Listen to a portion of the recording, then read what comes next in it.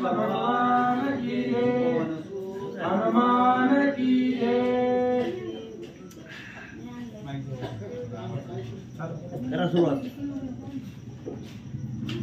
त्यानंतर धर्मदर्शन करीती सकळ भगन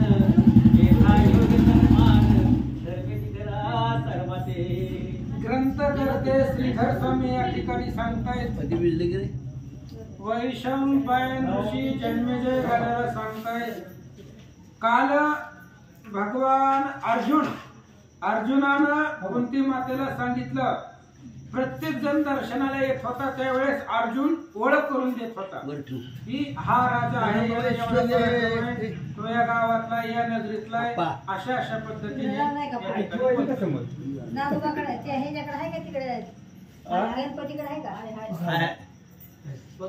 त्यानंतर धर्म दीक्षित संगे ऋषी होऊन समस्त क्षेत्र करावा येतो द्रौपदी सहित आणि मग धर्मराजा यज्ञाची त्या ठिकाणी घोडा पृथ्वी प्रदक्षिणा करून आलेला आहे। आता त्या घोड्याची पूजा करायची, घोड्याची पूजा करण्यासाठी तिथली जी काही जमीन आहे ती जमीन स्वच्छ करायची, म्हणून द्रौपदी आणि धर्मराजा निघाले म्हणतात। सर्वे घेऊन वृषभासी घेऊन औषधी बीजा पेरू लागला दिव्य भूमीची यज्ञ साधना उपयोग।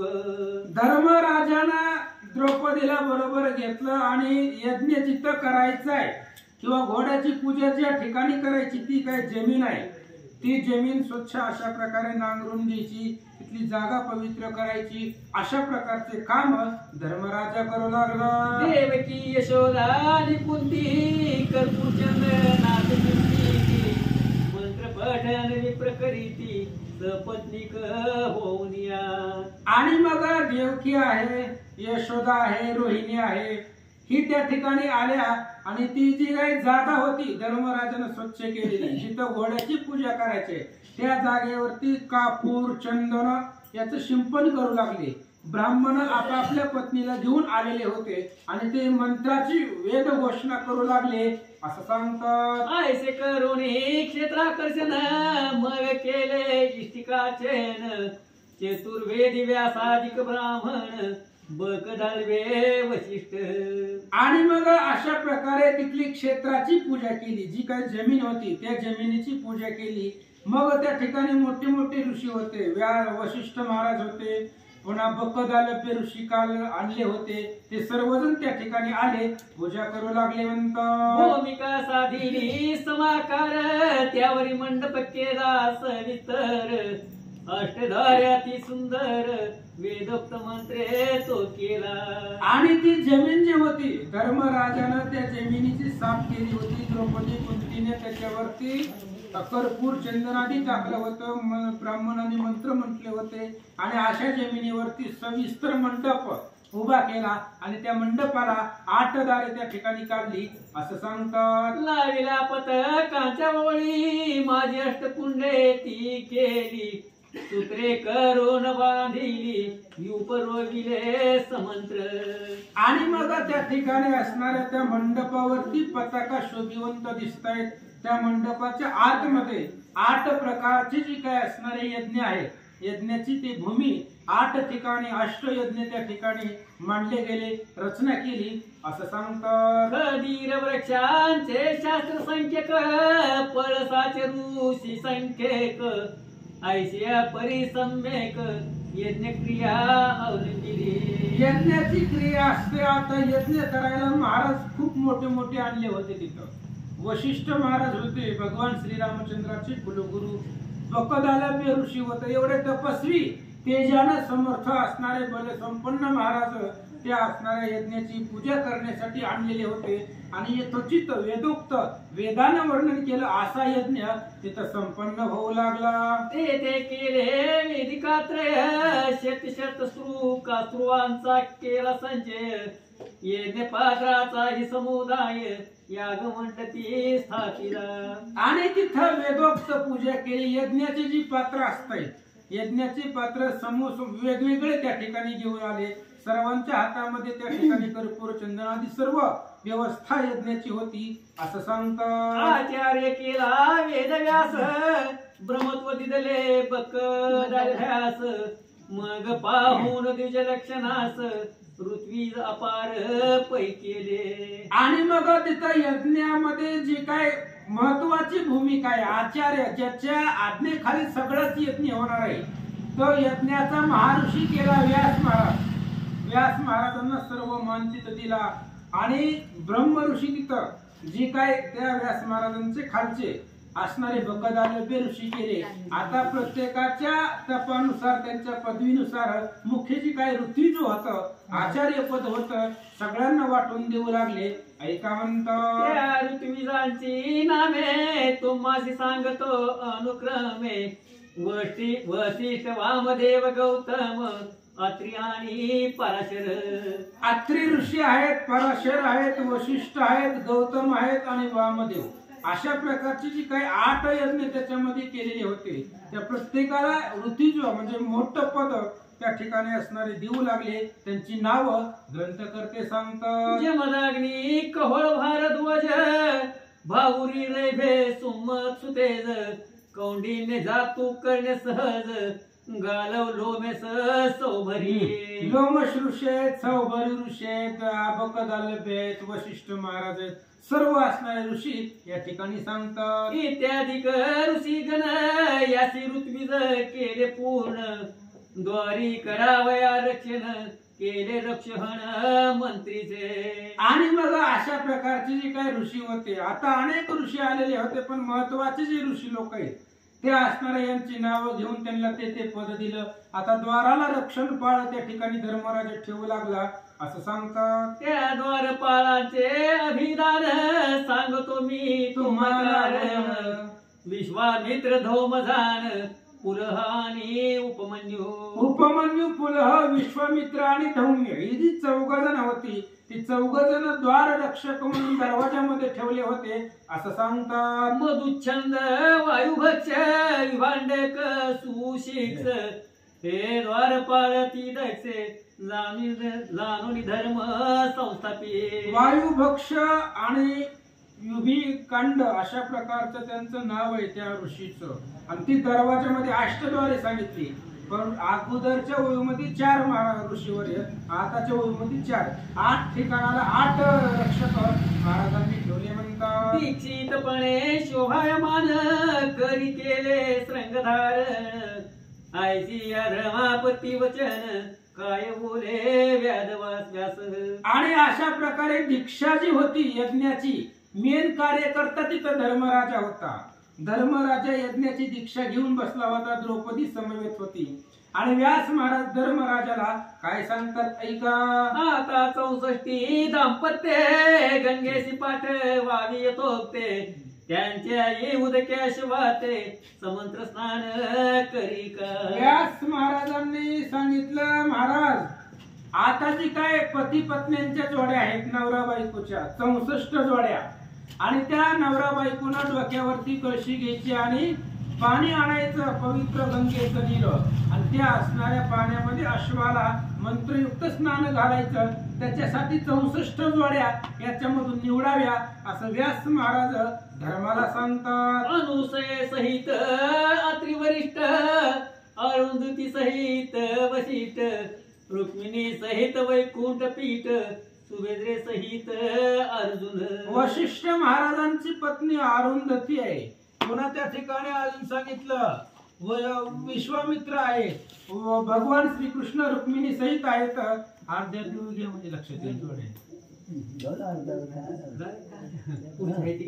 रती सहित प्रद्युम्न उषे सहित अनिरुद्ध झान. रती आहे, रती सहित प्रद्युम्न आहे आणि अनिरुद्ध त्याची असणारी पत्नी उखा याच्या बरोबर पाणी आणण्यासाठी निघाल्या.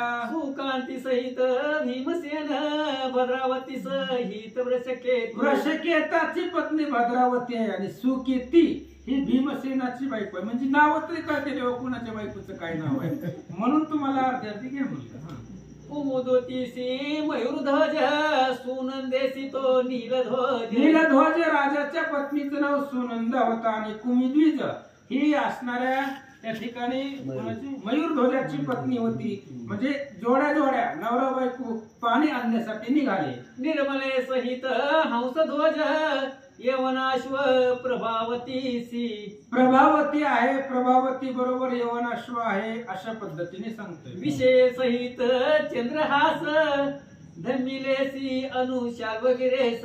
धम्मिली नावाची स्त्री, तिचा पती अनुशाल्व आहे, विषयाचा पती चंद्रहास्य आहे. अशा प्रकारच्या जोड्या पाण्यासाठी निघाले म्हणतो. इत्यादी 64 दाम्पत्यास जाणवी जळास पाठवावे. अशा प्रकारे 64 जोड्या. आता 64 लोकांची नावं नाहीच सांगितली, पण अशा पद्धतीनं 64 जोड्या तयार करायच्या. कोण कोणाला सांगतोय? झोपले काय आता 8 वाजले. व्यास महाराज धर्मराजाला सांगू लागले की बाबा अशा प्रकारच्या जी काही 64 जोड्या आहेत ते तयार करा आणि पाणी आणण्यासाठी पवित्र गंगेचं पाणी आणून त्या अश्वाची पूजा करायचे असं सांगतात. ऐसी व्यास आज्ञेने अंपत्य गंगेस चालिली त्वरिते. वस्त्र पल्लवी ग्रंथीते बांधिताती ते धवा. अशा प्रकारे असणाऱ्या 64 जोड्या धर्मराजानं निवडल्या आणि प्रत्येक जण आपापली पत्नीसह त्या ठिकाणी वस्त्राची गाठ बांधून पाणी आणण्यासाठी नदीवरती निघाले. विप्र करीती वेदघोष कुमारी करीती लाजावरच.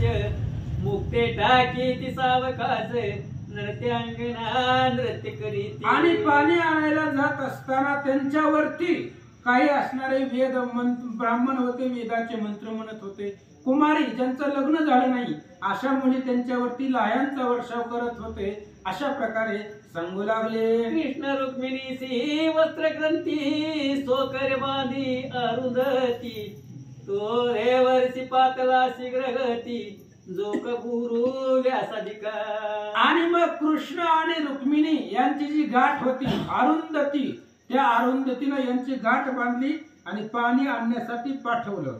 असं बघितल्यावर जो व्यासांचा गुरु आहे असा असणारा महर्षी नारद विना घेतला आणि त्या ठिकाणी आले. कलह प्रिय तो नारद करावयासी विनोद.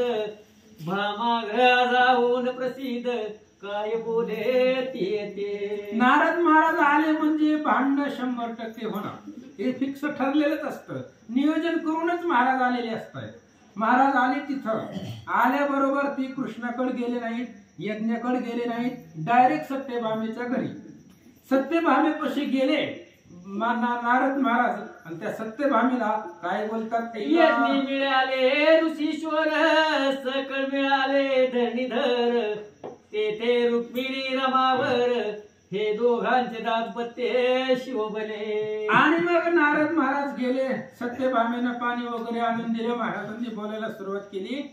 म्हणले हे बघा तिथं यज्ञ चालू आहे आणि यज्ञामध्ये संपूर्ण पृथ्वीचे राजे आलेले आहेत आणि तिथं एवढ्या लोकांमध्ये यज्ञाचा जो मान आहे ती रुक्मिणी घेते. म्हणजे कृष्णाबरोबर तुम्ही जायला पाहिजे होतं, तुम्ही आवडतेच कृष्णाचे, पण रुक्मिणी सगळा तुमचा जो मान आहे ती सगळा रुक्मिणी घेऊन चालले असं नारद महाराज सत्यभामेला बोलतात. पुढे चालीला वैकुंठ पीठ मागे रुक्मिणी जात स्पष्ट.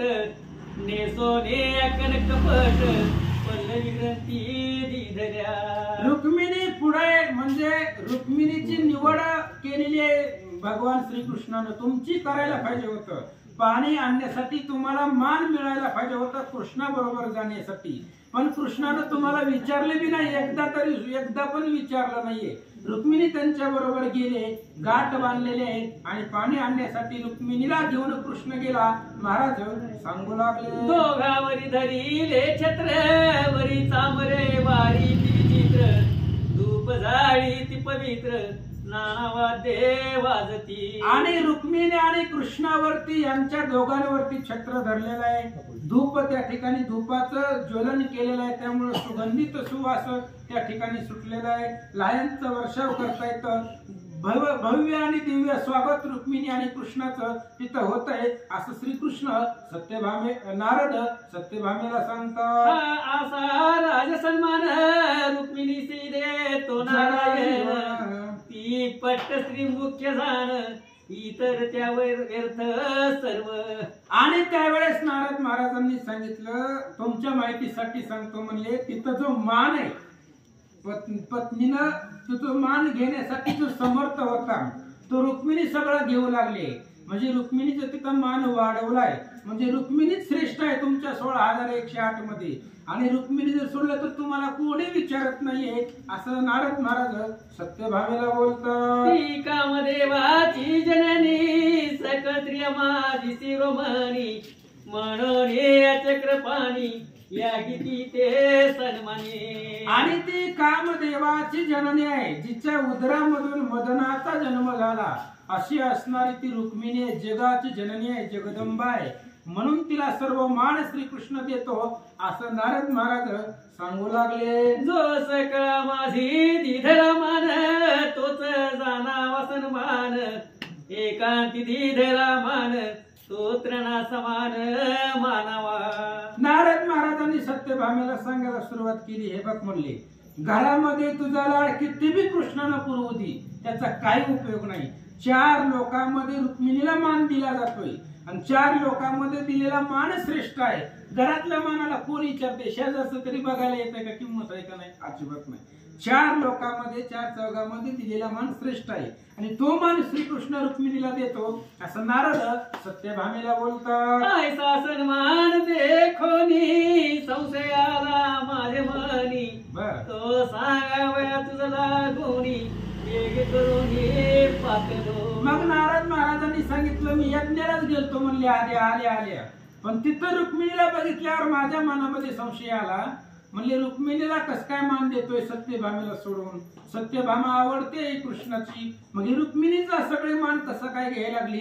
संशय आला मनामध्ये, म्हणून तुम्हाला सांगायला आलो, असं नारद महाराज बोलू लागले. सपत्नी मान्यता ऐकुनी तू का बैसलीस निचल मनी, ऐसे वचन ऐकोनी हास्य करीत सत्यभामा. आणि नारदांनी सांगितलं, हे बघ म्हणले, तिथं सवतीचं वाढायला लागलाय प्रभाव. तुझी जी सवत आहे रुक्मिणी, तिचा प्रभाव वाढायला लागलाय. आणि मी एवढं सांगायला लागलोय, तुम्हाला मान मिळावा, तुमचा मान उंच व्हावा, म्हणून आमची धडपड चालू आहे. म्हणलं नाही तर ह्याच्यात माझा काय स्वार्थ आहे? कोणाला का मान मिळावा, मला काय घेणं नाही, पण तुमची सुद्धा प्रतिष्ठा 4 चौघांमध्ये वाढावी, म्हणून मी इथं सांगायला आलो, असं नारद महाराज बोलल्यानंतर सत्यभामा हसू लागली. काय बोलते ऐका. भामा म्हणे नारद मुनी, श्रेष्ठ बोलती अनर्थवाणी, अंतर्ग्रही चक्रपाणी, निजलेत की स्वानंदे. त्यावेळेस सत्यभामेने सांगितलं, महाराज माळकरी दिसायला लागल्यावर खोटं बोलतो म्हणले, पटतं का तुम्हाला? असलं शोभत का? श्रेष्ठ लोक सुद्धा खोटं बोलतात असं मला आज वाटायला लागले. म्हणले, अहो घरामध्ये आतमध्ये कृष्ण झोपलाय म्हणले, जरा आतल्या घरात चक्कर मारून या. आताच कृष्णाला पलंगावरती पाणी देऊन मी बाहेर आले तुमच्या स्वागतासाठी. सत्यभामा नारदाला बोलतात, म्हणे प्रत्यक्ष देखिले म्या नाही लटके बोलिले, तरी मजधारी तो ये वेळे तेव्हा फिटेल संशय.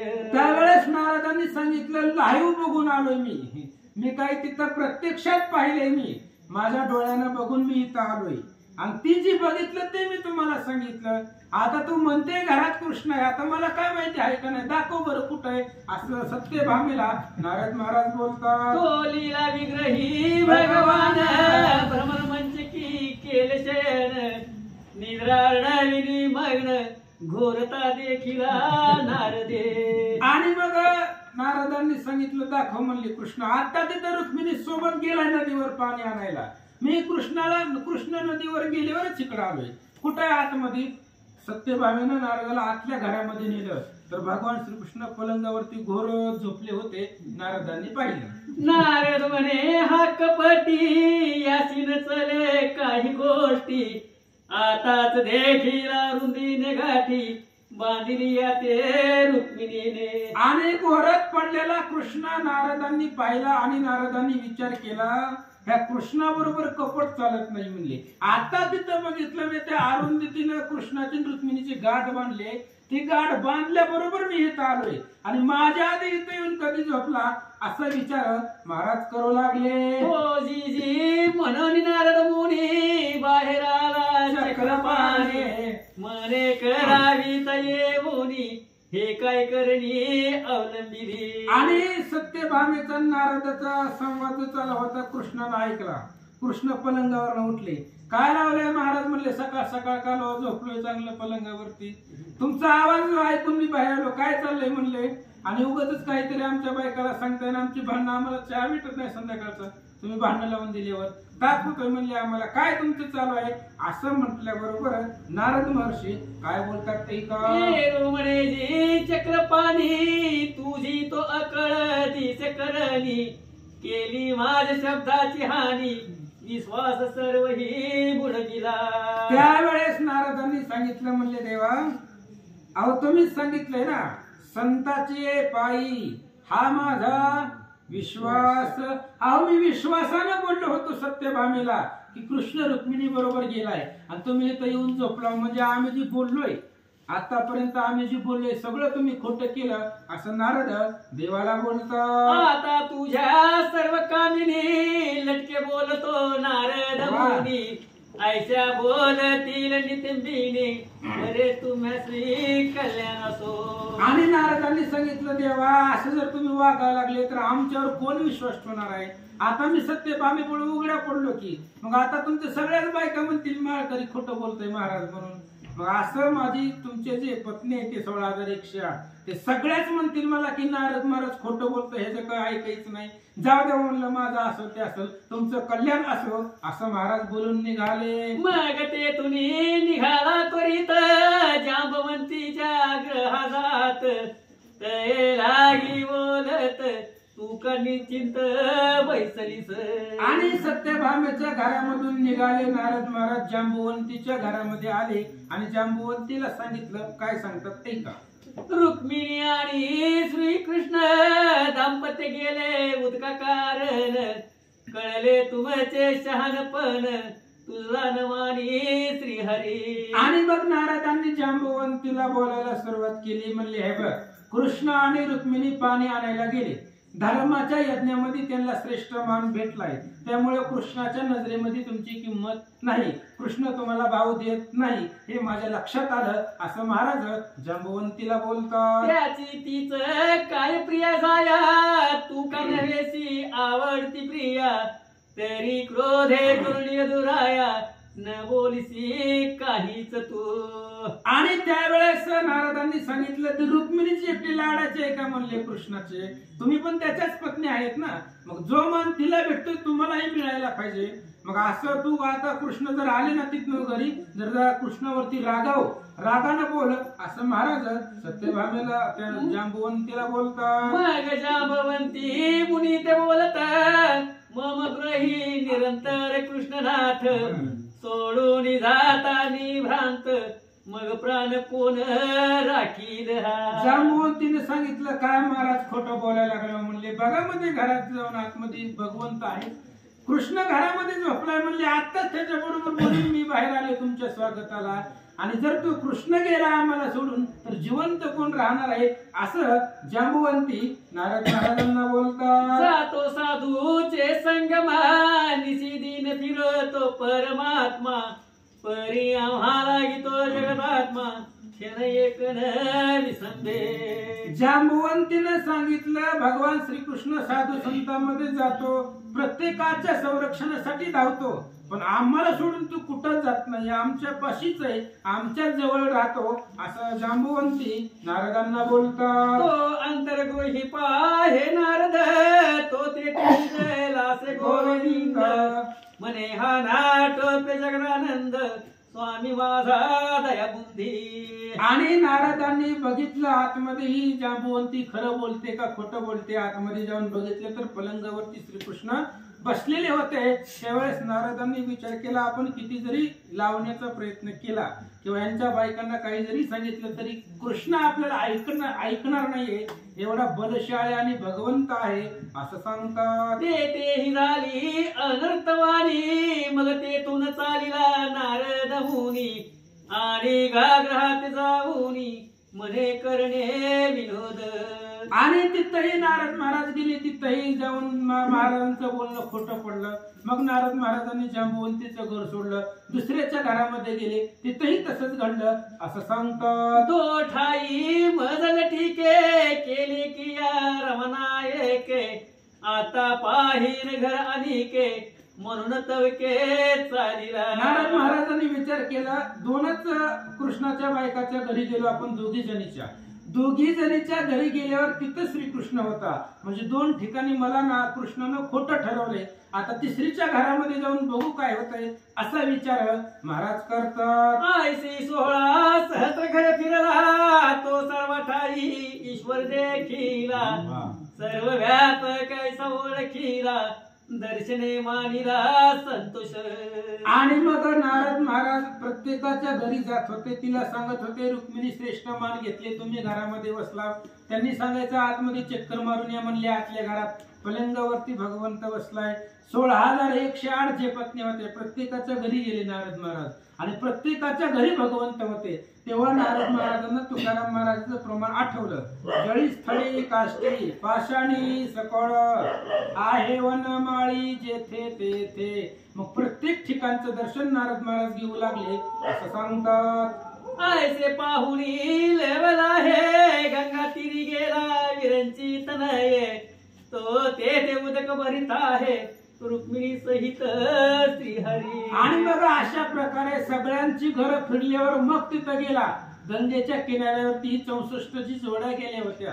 तिथं जाऊन नारदांनी पाहिलं तर रुक्मिणी समवेत कृष्ण त्या उदकाचं पाणी भरत होते असं सांगतात. नारदे देखिले श्रीहरीला, चराचरी जो व्यापीला, त्याची पाहुणे आनंद लीला, आनंदला नारद मुनी. आणि मग नारदांनी भगवान श्रीकृष्णाला तिथं नदीवरती गंगेवरती पाहिलं. नारदांनी मनामध्ये विचार केला, इथं कवा आला माझ्या आधी सगळी घरं फिरून. म्हणले विश्वव्यापक आहे तो, विश्वाचा व्यापून भरलेला तो भगवंत आहे, रिता ठाव कुठंच नाहीये, सगळ्या ठिकाणी भगवंत आहे. म्हणून त्या ठिकाणी नारद महाराजांनी दर्शन घेतलं म्हणतात. आनंद ब्रह्मांडाचा गोसावी, अघटित कळदावी, त्या ते मानव भजे भावी, तो दुरात्मा ओळखावा. अहो तो जो कधीच पुतीला येत नाही तो दुरात्मा आहे म्हणा. जो भगवान श्रीकृष्ण विश्वाचा गोसावी आहे, विश्वाचा कार्यकर्ता आहे, ब्रह्मांडाचा नायक आहे, आणि त्या देवाचं भजन ही लोकच करत नाहीत. आणि जी लोक त्या देवाचं भजन करत नाहीत ते दुर्भाग्य आहेत, अभाग्य आहेत, दुष्ट आहेत असं ग्रंथकर्ते सांगतात. ते तोणी नारद निघाला, यागमंडपात पातला, नारद देखता मुनीचा मेळा, उठून उभा राहिला तो. आणि तिथून त्या असणाऱ्या गंगेपासून नारद महाराज तिथं आले, जिथं धर्मराजा बसलेला होता, जिथं अश्व होता. त्या ठिकाणी आल्यानंतर नारद महाराजांची एंट्री झाल्याबरोबर सगळे ऋषीवर्य एकदाच उठले, महाराजांना नमस्कार केला. परम सन्मान करुनी सकैन मेला नारद मुनी, मुख्य आसन देऊनी येणे मंडपी बैसविला. मग अशा प्रकारे सर्वांनी पूजा केली, नारदांची उच्च स्थान नारद महाराजांना दिलं, नमस्कार केला आणि आसनावरती महाराजांना बसवलं म्हणतात. षोडशोपचारे पूजन धर्म केले, स्वहस्त करून वस्त्रे भूषण देऊन नारद मुनी गौरविला. आणि 16 प्रकारच्या पूजा नारदांची धर्मराजाने केली, षोडशोपचारिक पूजा केली, गौरव केला, सन्मान केला असं सांगतात. आसो वशिष्ठादी सकळ दाम्पत्ये, गेली होती गंगा उदकाते, व्यासदेव मंत्रून ते उदक कलशी भरविले. आणि मग असं म्हणले वशिष्ठासहित सर्व जी जोड्या गेल्या होत्या 64 जोड्या पती पत्नीच्या, त्या असणाऱ्या गंगेचं पाणी आणण्यासाठी त्यावेळेस व्यास महाराज तिथं होते. प्रत्येकाचा असणारा कलश भरून मंत्र म्हणून ते पाणी देत होते असं सांगतात. जळ देवता पूजला समस्त, सुवर्ण कलशी भरल्या मृतुदक, सपुष्प घट प्रत्येक शिरी घेते अंगणा. आणि मग व्यास महाराजांनी त्यांचा कलश घ्यायचा. कलश म्हणजे तांबे नसतो आपल्या घरातला, सोन्याचा कलश होता तो. प्रत्येकाच्या हातामध्ये सोन्याचा तांब्या होता. आणि व्यास महाराज तिथं मंत्र म्हणून ते उदक त्या तांब्यामध्ये, त्या कलशामध्ये भरून देत होते. आणि प्रत्येकाची जी पत्नी होती, आता कृष्णाची रुक्मिणी असेल, ते प्रत्येक जण तो कलश आपल्या डोक्यावरती घेऊन निघाल्या म्हणतात. तैसेची सुवर्ण कलश रुक्मिणी आदि करून स्त्रियास देता बोलिली अरुंधती तयस म्हणे ऐक हो रुक्मिणी. आणि मग अशा प्रकारे सगळ्यांच्या डोक्यावरती तो कलशाचा तांब्या देत होती. कलश उचलून द्यायचा, डोक्यावरती घ्यायचा आणि जोडी निघायची. अरुंधतीनं ज्यावेळेस तो कलश उचलला, रुक्मिणीच्या डोक्यावरती ठेवला, तेव्हा अरुंधती रुक्मिणीला काय बोलते ऐका. पुष्प भारे करून तुझे मस्तक भारावे जाण ती तू सुवर्ण कलश घेऊन कैसी जायची र धर्मादया. आणि त्यावेळेस अरुंधतीनं रुक्मिणीला बोलायला सुरुवात केली. म्हणले रुक्मिणी, फुलांचं जरी वजन तुझ्या डोक्यावरती ठेवलं तरी तुला ते सहन होणार नाही. एवढी सुकुमार तू असणारी असताना एवढा मोठा भरलेला तांब्या तुला कसा झेपल, आणि एवढा ओझ्याचा तांब्या घेऊन तू धर्माच्या यज्ञाच्या ठिकाणी कशी जाशील, अशी अरुंधती रुक्मिणी मातेला बोलू लागल्या. हे वचन ऐकुनी हास्य करीत रुक्मिणी तो सुवरा बोलत यक्षणी अरुंधती करणे. आणि मग अशा प्रकारे बोलल्यानंतर अरुंधती बोलल्या, सगळ्या स्त्रिया हसू लागल्या. त्यावेळेस तिथं सुभद्रा होती. सुभद्रा ही श्रीकृष्णाची बहीण आहे आणि रुक्मिणी श्रीकृष्णाची पत्नी आहे. मग सुभद्रा रुक्मिणीची कोण भाऊ आहे का? ननंद. ननंद. आणि ती असणार म्हणजे सुभद्रेची भाऊजाई झाली रुक्मिणी. आणि त्या असणाऱ्या रुक्मिणीची चेष्टा करायची म्हणून सुभद्रा काय बोलते ऐका. म्हणे अनंत ब्रह्मांड वृंदे रोमरंद्री वसविली गोविंदे सकळ सुरांची ही वृंदे तो शरीरी जयाचे. त्यावेळेस अरुंधतीने सांगितलं होतं तुला ही कलश झेपणार नाही. तेव्हा सुभद्रेनं बोलायला सुरुवात केली. काय तुम्ही असं बोलताय म्हणले. अहो, ब्रह्मांडाचा धनी भगवान श्रीकृष्ण आहे. अनंत ब्रह्मांड उदरी, ज्याच्या पोटातच अनंत ब्रह्मांड आहे. एवढा वज सहन करणारा भगवान श्रीकृष्णाला हे सहन करते. मग एवढूशा तांब्याचं वज तिला काय लागणार आहे, असं सत्य ती असणारी सुभद्रा अरुंधतीला बोलू लागल्या. पर्वत गोवर्धन नखागी धरिला सप्तदीन ऐसा कृष्ण जो त्याचे रुक्मिण हृदयावरी धरित असे. अहो, ज्या श्रीकृष्णानं द्रोणागिरी नव्हे गोवर्धन नावाचा पर्वत आपल्या करंगळेवरती 7 दिवस धारण केला, एवढा बलाढ्य भगवान परमात्म्यालाही त्या ठिकाणी सहन करते. मग ही कलशाचं वजन रुक्मिणीला काय लागणार आहे, असे सुभद्रा बोलू लागल्या. तैसी ही कलशाची व्यथा होईल म्हणून काय पुसता ऐसे वाक्य ऐकता सकळ जणे हसती. आणि एवढ्या मोठ्या ब्रह्मांड नायक असणाऱ्या भगवंतालाही सहन करते रुक्मिणी.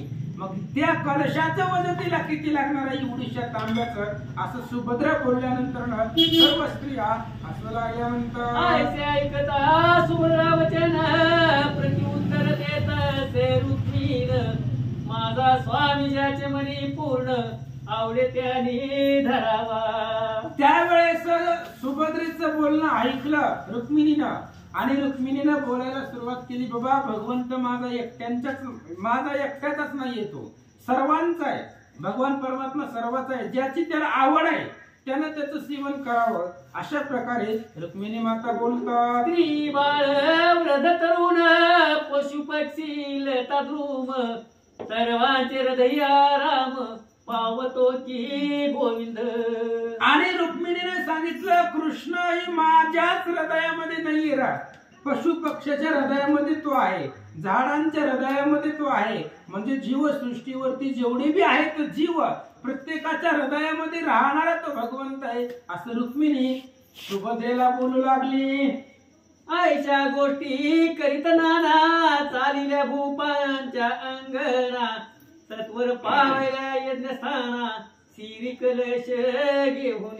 मग अशा प्रकारे गोष्टी करत, विनोद करत, संवाद करत करत डोक्यावरती कलश आणला 64 दाम्पत्यांनी. आणि जिथं अश्व होता, धर्माचा यज्ञ होता, त्या ठिकाणी आल्यानंतर शंख मृदंग पाय भेरी दुदुंबिका हाड रण मोहरी मंगळ तुरे नाना परी वाजता ती अपार.